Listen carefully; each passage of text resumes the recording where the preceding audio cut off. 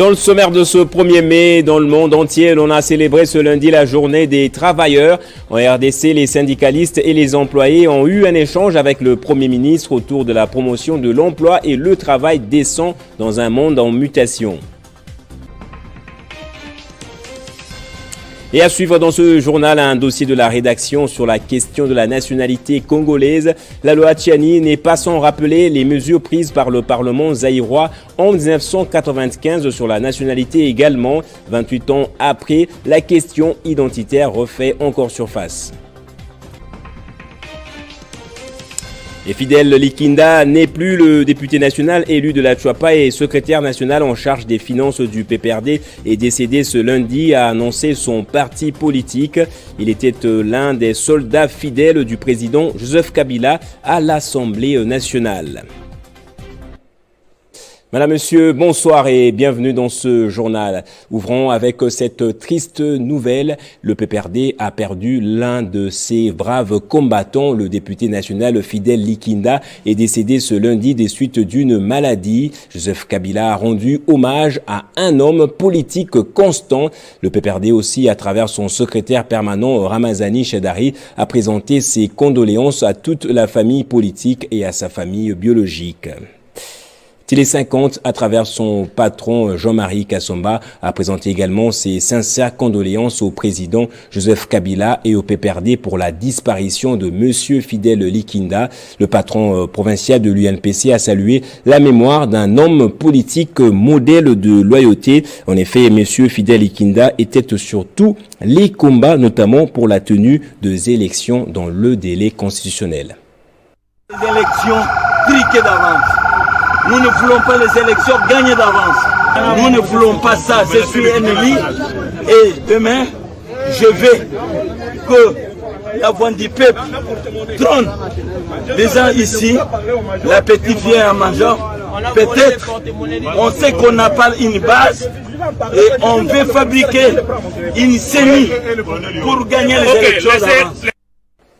Voilà, c'est Monsieur Fidèle Likinda dans l'une des dernières marches à laquelle a pris part justement le PPRD. La loi Tchiani a comme un air du déjà vu, sauf qu'en 1995, la question de la nationalité avait abouti au déclin du régime du président Mobutu. Le débat sur la question identitaire a souvent causé du tort à l'humanité, comme en Allemagne et en Côte d'Ivoire, pour ne citer que ceux deux-là, quelles leçons tirées du vote du 28 avril 1995 du Parlement zaïrois. C'est la grande question de la rédaction. En République démocratique du Congo, rien de nouveau. Tout ça se répète. Le contentieux sur la nationalité ne date pas d'aujourd'hui, ça date d'il y a de cela très longtemps. Tenez, le 28 avril 1995, le Parlement zaïrois, sous la direction de son vice-président Anzuluni Bembe, adopte une série de mesures sur la nationalité. Pour bien d'observateurs, cette résolution est l'acte 1 de ce qui deviendra quelque temps après la guerre de Banyamulenge. Cette résolution visait ostensiblement à empêcher les réfugiés rwandais et burundais d'acquérir la nationalité zaïroise, mais finit par s'appliquer à la plupart des rwandophones du Zaïre, dont les Banyamulenge. Il s'agissait en fait de l'application des conclusions du rapport élaboré par une commission parlementaire dépêchée dans la région, présidée par M. Vangu Mambweni Maboussana. Cette commission avait recommandé le nettoyage du Zaïre de tout élément Munyarwanda. Sa conclusion était que les Tutsis prépareraient un royaume amitique qui couvrirait le Rwanda, l'Ouganda, le Burundi, le Kenya, la Tanzanie et les Zaïre. Un membre de la commission, Rémi Kalegamire, un avou du Sud Kivu, dénonça cette dérive. Rémi Kalegamire va se désolidariser des autres membres de la commission, expliquant bien qu'il existait des Banyarwanda zaïrois. Il fut déchu de son mandat de parlementaire et de sa nationalité rwandaise. Cette situation avait été accentuée par la pression démographique due au déferlement de 1 200 000 réfugiés rwandais et burundais dans le Kivu, compliquant la cohabitation entre autochtones zaïrois et Banyamulenge implantés de longue date au Kivu. Petit à petit, c'est une hostilité anti-Tutsi qui s'installa au Zaïre, incitant ainsi le régime de Mobutu à remettre en cause les acquis de leur nationalité zaïroise. Et promouvoir l'emploi et le travail décent dans un monde en mutation, c'est le thème de la Journée internationale du travail célébrée ce lundi 1er mai. En RDC, le chef du gouvernement, Jean-Michel Sama-Lukonde, s'est adressé à un important échantillon des travailleurs dans la grande salle des plénières du Palais du Peuple, une initiative de la ministre du Travail. Conduite par le Premier ministre Jean-Michel Sama-Lukonde, cette manifestation commémorative dédiée à la lutte pour les droits des travailleurs a vu ces derniers énumérer plusieurs recommandations pour leur bien-être dans les cahiers des charges remis à la ministre de l'Emploi, Travail et Prévoyance sociale, Claudine Doussine-Kembe, élue par le coordonnateur de l'intersyndicale du Congo. Dans son allocution, le chef du gouvernement prône la capacité du changement de la vie des travailleurs. Le 1er mai ne devrait pas nous renvoyer uniquement aux luttes historiques. Ce jour dédié au travail constitue également une occasion d'apprécier la capacité de l'homme et de la femme à changer leur vie. Vos revendications légitimes doivent demeurer au cœur des préoccupations du gouvernement de la République. Pour la ministre de l'ETPS, Claudine Doussine-Kembe, cette journée offre une opportunité de faire le point sur l'évolution des relations professionnelles et l'amélioration effective des conditions de travail. Ceci m'amène à inviter les partenaires sociaux, bi- et multilatéraux, à célébrer la fête du travail de cette année en République démocratique du Congo sous le thème « La protection des travailleurs, élément central de la justice sociale et du travail décent ». Pour le ministère de l'Emploi, Travail et Prévoyance sociale, des efforts sont observés pour que tous les travailleurs puissent bénéficier d'une protection adéquate conformément à l'agenda du travail décent, tout en tenant compte des différentes réalités et circonstances nationales. Appelant les travailleurs à un dialogue constructif, franc et sincère, le gouvernement réaffirme sa détermination à accompagner toutes les bonnes initiatives visant à garantir leurs droits fondamentaux. Et puis, célébration de la fête du travail, on en parle encore. Allons d'abord à la CGT, l'agence congolaise des grands travaux. Les agents et cadres se sont appelés à l'unité et à l'abnégation pour faire face aux défis du moment. C'est à l'initiative de la délégation syndicale de l'Agence congolaise des grands travaux que les agents se sont réunis ce lundi dans la salle des 40 places du bâtiment administratif Tembena Tembe pour célébrer cette journée du travail. Le chef de la délégation syndicale a fait l'historique de la lutte pour les droits des travailleurs avant d'appeler ses camarades de la CGT à tout faire pour que l'entreprise reste performante. De ses 69 agents, 122 épouses et 859 dépendants sont entre autres les chiffres à retenir de ces propos. Quand vous travaillez, vous avez de la considération. Voilà pourquoi, en ce jour, nous devons prendre conscience de pouvoir regarder dans la même direction. Conjuguer nos efforts. Mido Mbouete, directeur général adjoint de l'Agence congolaise des grands travaux, au nom du directeur général Nico Nzaou, a appelé les agents à plus de ferveur au travail. Vous avez aussi les devoirs. Nous avons aussi les devoirs. Vos droits, je dirais, entre autres, vos prix méritoires, vos salaires. Vous avez droit à travailler dans de meilleures conditions. Et vous avez aussi les devoirs. Et votre devoir, notre devoir, c'est l'engagement professionnel. La suite de l'événement a été agrémentée par un concours de karaoké. C'est par le partage d'un repas fraternel que s'est clôturée la célébration de la journée du 1er mai à la CGT. Et dans le cadre de la fête du travail, plusieurs manifestations sont organisées pour réfléchir sur l'amélioration des conditions des travailleurs. Cependant, d'autres organisations ont profité pour faire des marches de santé afin de se remettre en forme. Quelle est donc la finalité des jours fériés? On voit ça avec Jonavi Kilolo. Jour férié, marche de santé pour quelle fin? À Kinshasa, les commerces et administrations sont fermés le jour férié. Si pour les jours dits fériés, c'est la loi et la législation congolaise qui les instaurent, certains profitent de cette occasion pour fuir la ville et prendre d'assaut les espaces naturels en périphérie. D'autres par contre choisissent le jour férié pour organiser des marches de santé. Des marches de santé afin de sensibiliser différentes couches sociales selon les contextes afin de mettre en exergue leurs revendications. Pour ce 1er mai, journée dédiée aux travailleurs, des marches sont organisées pour sensibiliser les travailleurs et sensibiliser les uns et les autres à la valorisation de leur métier. Il n'y a pas de sots métiers, il n'y a que de sottes gens, dit-on. Bravant les intempéries, les marcheurs prêchent comment promouvoir l'autonomisation des jeunes par la valorisation des métiers en vue de leur participation au développement de l'économie nationale. Un thème qui pourrait certainement être abordé au mois d'août prochain au Musée national. Valorise ton métier et ton métier te valorisera. La marche des santé a toujours eu un objectif. Si pour les uns, c'est pour se détendre, pour oublier les stress de travail, les stress de la vie et aussi poser leurs revendications. Pour les autres, c'est une occasion de terminer leur journée dans des débits de boissons et dans des centres ludiques. Et on revient sur ce qu'a été la mobilisation des partis politiques membres de l'Union sacrée le samedi au stade des martyrs de la Pentecôte. La FDC de Modeste Bahati Lukwebo était parmi les regroupements politiques qui ont le plus mobilisé pour la réussite de la sortie officielle de cette plateforme qui soutient la vision de Félix Antoine Tshisekedi. Les militantes et militantes de l'Alliance des forces démocratiques du Congo ont pris d'assaut les stades de martyrs de la Pentecôte pour participer à la sortie de l'Union sacrée de la nation. Grande cérémonie qui a connu la présence de plus de 500 partis politiques ayant accepté d'accompagner le président de la République, Félix Antoine Tshisekedi, dans sa vision du développement de la RDC.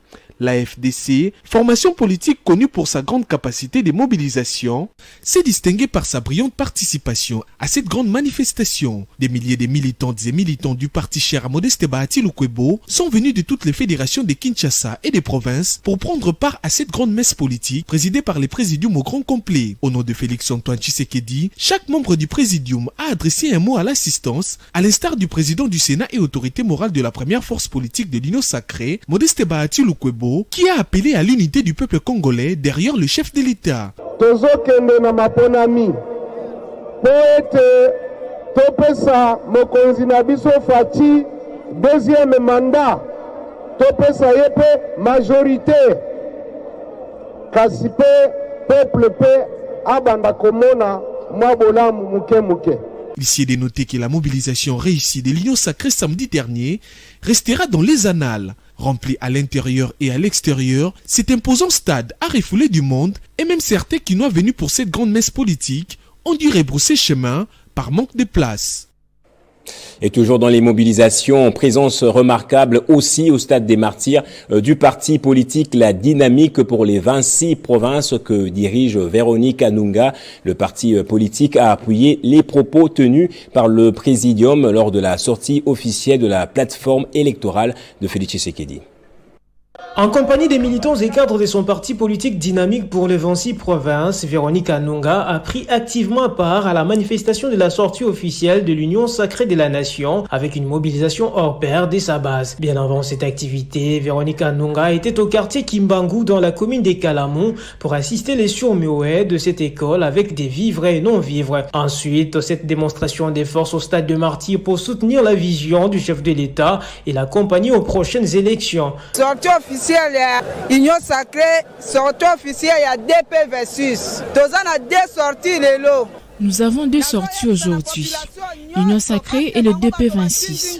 Je m'adresse à toute la population car c'est elle qui m'a envoyé ici. En vendant ensemble au marché, elles ont décidé de me sortir aux yeux de tous. Voilà pourquoi je les remercie.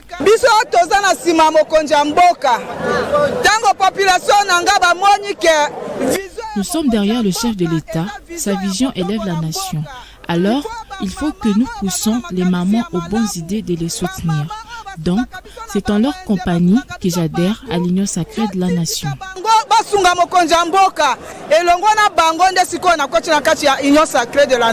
La dynamique pour les 26 provinces résulte de la force de tous les papas et mamans des 26 provinces du pays à l'unisson pour soutenir les actions du chef de l'État, Félix Antoine Tshisekedi Tshilombo.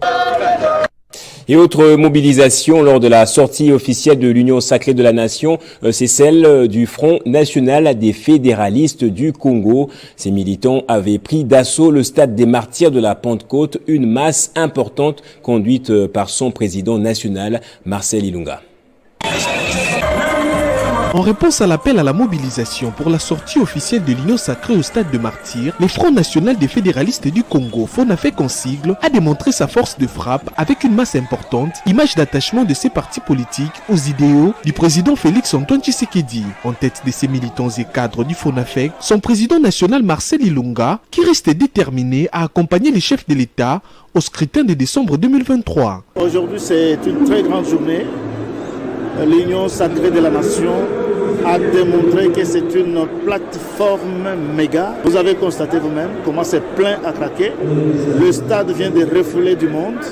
Et nous, en tant que FONAFEC, avec tous les membres de l'Union sacrée, nous allons continuer à rester derrière le chef de l'État et aussi lui accorder une majorité écrasante au niveau du Parlement et au niveau de toutes les assemblées provinciales de la République démocratique du Congo.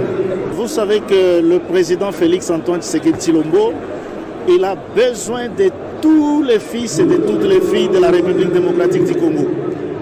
Alors ceux-là qui hésitent encore, ils doivent nous rejoindre parce que le train a démarré, de sorte que nous puissions être derrière lui. Après cette grande manifestation, les cadres et militants de cette formation politique se sont retrouvés autour d'une table pour célébrer cette mobilisation réussie en soutien aux actions du président de la République. Et au stade des Martyrs, on pouvait aussi voir flotter les couleurs du parti politique Unité Nationale PUNA en abrégé. La formation politique alliée naturelle de l'UDPS, chère à Élisée Bokoumana Maposo, était à la tête d'un nombre important de sympathisants et militants présents à la sortie officielle de la plateforme électorale. Hérité Nsamboa. Samedi 29 avril, au stade de Martyrs de Kinshasa, était un événement tout à fait particulier, sortie officielle de la plateforme politique Union sacrée de la nation. Les regroupements, partis et personnalités politiques s'y sont donné rendez-vous pour marquer d'une manière particulière l'événement. Le cas du parti Unité Nationale PUNA, allié naturel de l'UDPS, cher à Élisée Bokoumana Maposo, vice-ministre du budget et autorité morale du parti, qui a également pris part visiblement à cette activité de grande envergure. Tour à tour, le vice-ministre du budget Élisée Bokoumana, le secrétaire général du parti Raphaël Bolikango et le secrétaire général adjoint Beni Kisita ont tout placé leurs mots sur l'activité du jour pour les comptes du PUNA. La phrase clé, soyons unis du bon côté de l'histoire. Ça dit déjà beaucoup. C'est-à-dire, pour la République démocratique du Congo, ça c'est la nouvelle donne politique. Qui est sous la supervision, sous la coordination, sous la présidence de Félix Antoine Tshisekedi Fachi Béton. Et vous voyez que c'est le résultat de la démocratie, de la lutte non armée, du pouvoir démocratique. Et que nous voulons consolider le premier mandat finissant de Félix. Signalant que de cadres et militants du parti Unité Nationale ont à cette occasion envahi le stade de Martyrs qui avait accueilli des milliers de personnes venues de partout. Une façon pour le parti politique PUNA de réitérer son soutien indéfectible aux actions du président de la République, Félix Antoine Tshisekedi Tshilombo. Et les militants du parti politique ARD, parti cher à Jacques Kiaboula Katoué, gouverneur de la province du Haut-Katanga, avaient aussi pris part active à la sortie officielle de la plateforme politique Union sacrée de la nation au stade des Martyrs de la Pentecôte. Leur mobilisation dans cet élément de reportage. C'est une foule à perte de vue envahissant les stades de Martyrs. Ceci témoigne tout simplement une mobilisation gigantesque dont a pris part ARD, parti politique cher à Jacques Kiaboula Katoué, gouverneur de la province du Haut-Katanga. À l'occasion de la sortie officielle de l'Union sacrée de la nation samedi dernier, ARD a entretenu une fougue sans précédent des militants quinois, motivés à accompagner la vision du chef de l'État par l'entremise de leurs leaders. Les Quinoises et Quinois sont venus ici en masse pour soutenir ARD, le gouverneur Jacques Kiaboula et les chefs de l'État. Nous sommes tous derrière ces partis politiques sans condition. Nous les soutenons à 100%. La grande joie de ces partis politiques ARD d'appartenir à l'Union sacrée de la nation s'est fait témoigner par les expressions faciales des différents cadres de cette formation politique ayant pris part à l'événement. Et à l'unanimité, nous sentons l'engagement de tous les partis faisant partie de la grande famille appelée l'Union sacrée, qui a deux objectifs majeurs. Accompagner le chef de l'État, le soutenir et aussi s'engager dans la reconduction du chef de l'État vis-à-vis des échéances électorales de 2023. Le gouverneur du Haut-Katanga et ARD ont visiblement décidé d'occuper l'espace politique congolais pour une visibilité créante et dérangeante dans leur implication totale aux actions du chef de l'État, Félix-Antoine Tshisekedi Tshilombo.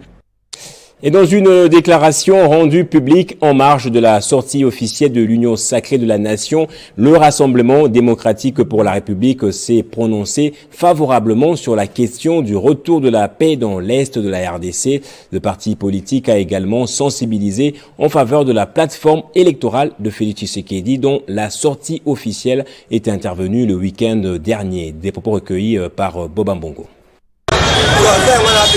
Un parti politique dénommé Rassemblement démocratique pour la République, en sigle RDR.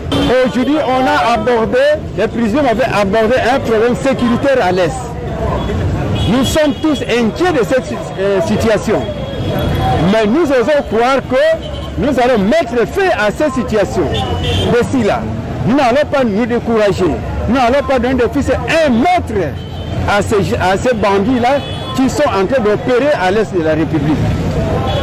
Nous disons ceci, qu'avec l'union sacrée de la nation, nous allons aboutir à notre but d'abord, d'élire Félix Tshisekedi Tshilombo comme président de la République en 2023. Et nous allons en finir avec cette insécurité à l'Est. Nous, RDR, nous comptons vraiment soutenir les efforts fournis par le gouvernement et le président de la République. Et la FDC au Katanga que dirige Tekla Mpondi Muyumba a installé une nouvelle commune politique dans le quartier Golf Malela à Lubumbashi sur recommandation de l'autorité morale de la FDC Modeste Bati Lukwebo. Cette commune politique a comme mission principale faire le porte-à-porte en vue des élections prochaines. Assurer au chef de l'État un maximum de voix pour l'élection présidentielle de 2023 et lui garantir une majorité parlementaire écrasante, le parti des Modestes Bati Lukwebo affûte déjà ses armes pour la grande bataille électorale. Dans le Haut-Katanga, Tekla Mpondi Muyumba, présidente fédérale de la FDC, a installé une nouvelle commune politique dénommée Malela à Lubumbashi. Accompagnée des cadres de la fédération, elle a bénéficié d'un accueil chaleureux de la part des militants résidant les quartiers Golf. Après un bref aperçu historique du parti fait par le secrétaire exécutif fédéral, Tekla Mpondi Muyumba a installé officiellement la commune politique de Malela en remettant les textes et emblèmes du parti au président communal. Je prends acte de votre arrivée à l'AFDC. Je vous remercie et je vous en félicite. Dans son adresse, Tekla Mpondi a recommandé à travailler sans relâche pour la réélection du président Tshisekedi en décembre 2023. Un rappel de l'engagement déjà pris par l'autorité morale de l'AFDC, le professeur Modeste Bati Lukwebo. J'ai dit que nous allons faire un travail de fourmi. Nous allons passer dans chaque parcelle pour qu'au moins dans chaque parcelle il y ait un membre au moins de l'AFDC. C'est comme ça que nous pouvons accompagner notre président de la République. Un message tombé dans les bonnes oreilles. Le tout nouveau président communal a promis de ne ménager aucun effort pour y arriver.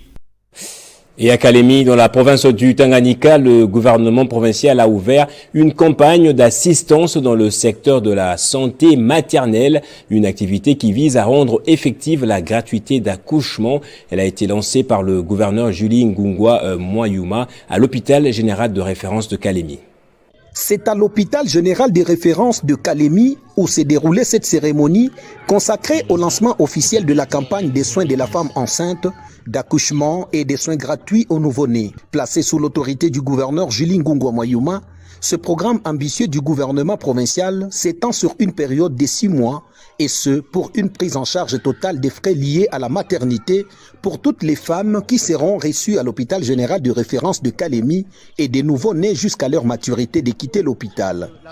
Dr Mwamba Selenge Ivan, médecin directeur du HGR, a remercié l'autorité provinciale pour ce geste louable en faveur de la femme de Kalemi.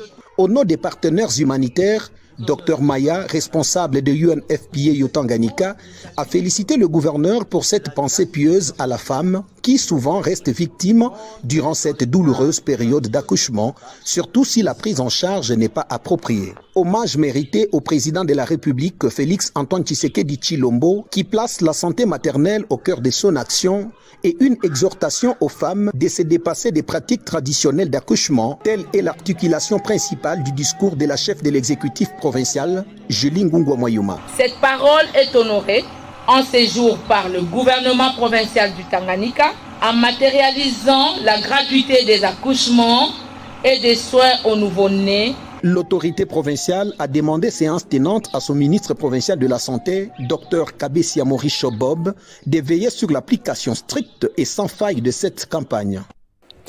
Et la jeunesse lundaise habitant à Kinshasa a organisé une conférence débat sur l'histoire et l'origine de l'Empire Lunda.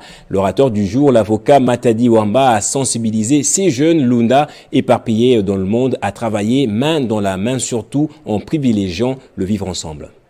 Empire Lunda, histoire et origine, une thématique développée au cours de la conférence organisée par la jeunesse lundais qui veut comprendre de fond en comble les réalités de leur empire, les raisons de son expansion.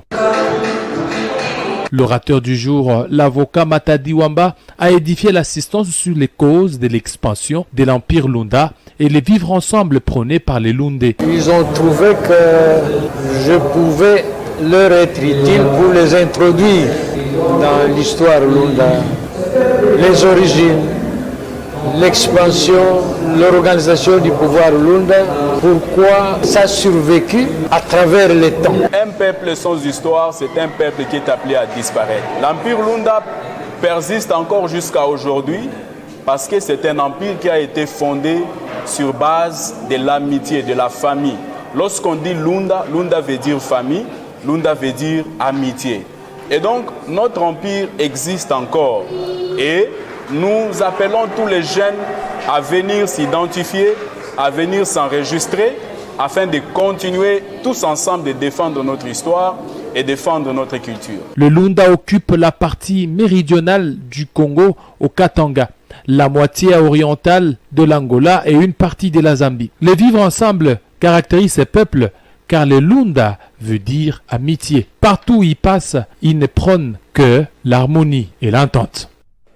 Et le Lions Club Kin Malebo et la fondation Aris Jactani se sont rendus au chevet des enfants mal nourris de Kimbanseke, hébergés par les sœurs de Saint-Joseph de Turin. Ces deux organisations viennent au secours avec une somme consistante pour l'achat d'une parcelle au profit des enfants.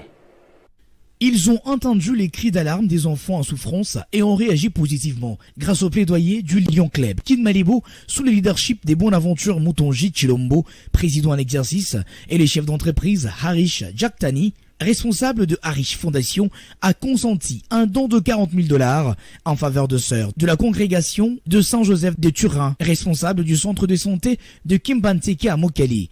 Le centre qui prend en charge notamment les enfants en situation de détresse alimentaire, manquait de l'espace pour une meilleure prise en charge de cette catégorie d'enfants. Conscient et préoccupé par cette situation, Bonaventure Moutonji s'est investi dans la recherche de solutions. Et on a dit que nous devons prendre notre temps et de nos moyens pour aider les plus démunis.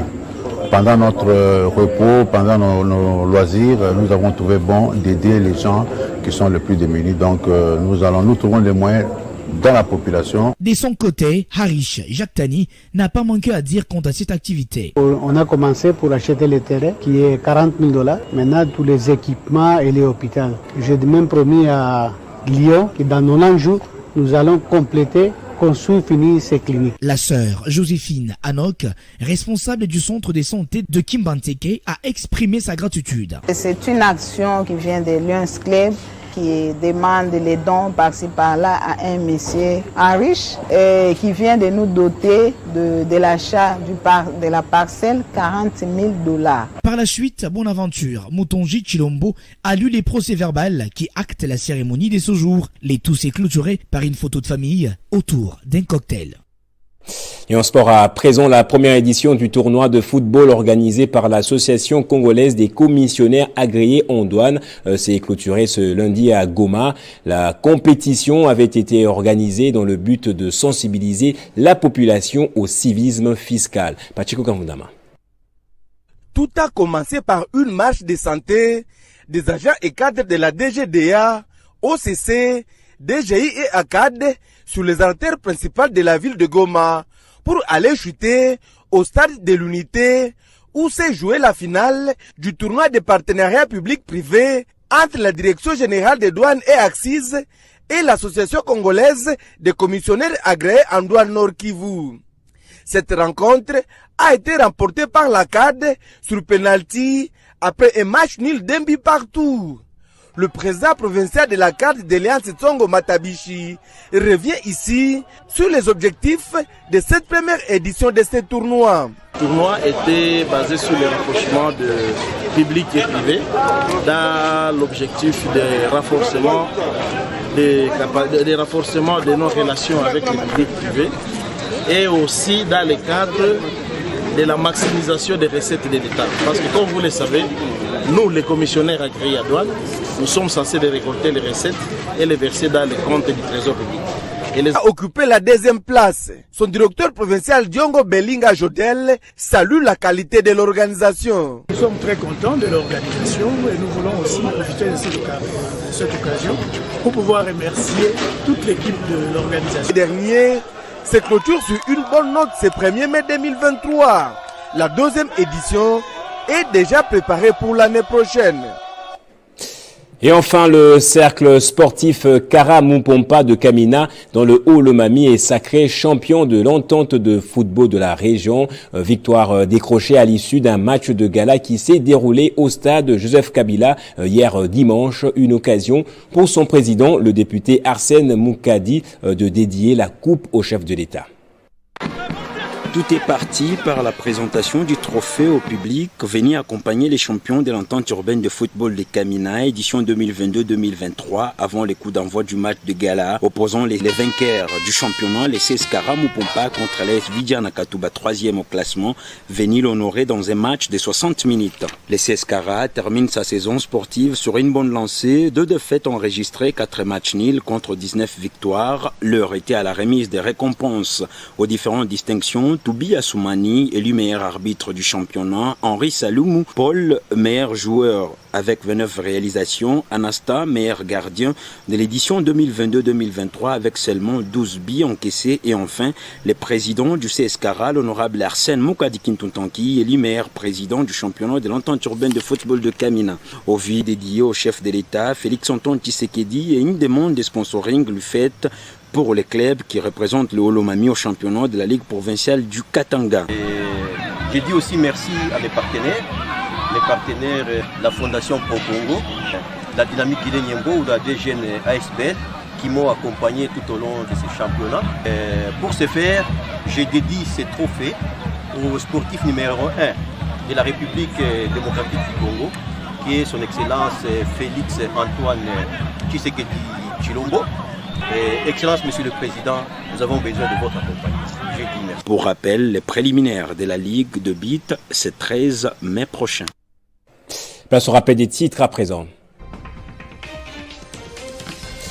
Dans le monde entier, l'on célèbre ce lundi la journée des travailleurs. En RDC, les syndicalistes et les employés ont eu un échange avec le Premier ministre autour de la promotion de l'emploi et le travail décent dans un monde en mutation. Et vous avez suivi dans ce journal un dossier de la rédaction sur la nationalité congolaise. La loi Tchani n'est pas sans rappeler les mesures prises par le Parlement zaïrois en 1995 sur la nationalité également. 28 ans après, la question identitaire refait encore surface. Quelles leçons tirer des conséquences d'autrefois? C'était notre interrogation. Et Fidel Likinda n'est plus le député national élu de la Chuapa et secrétaire national en charge des finances du PPRD est décédé ce lundi, a annoncé son parti politique. Il était l'un des soldats fidèles du président Joseph Kabila à l'Assemblée nationale. Emmanuel Ramazani Chadari a présenté ses condoléances à la famille politique et biologique. Et c'est par ici que se referme ce journal. Merci à vous tous de l'avoir suivi. Soyez toujours dans la joie, madame, messieurs.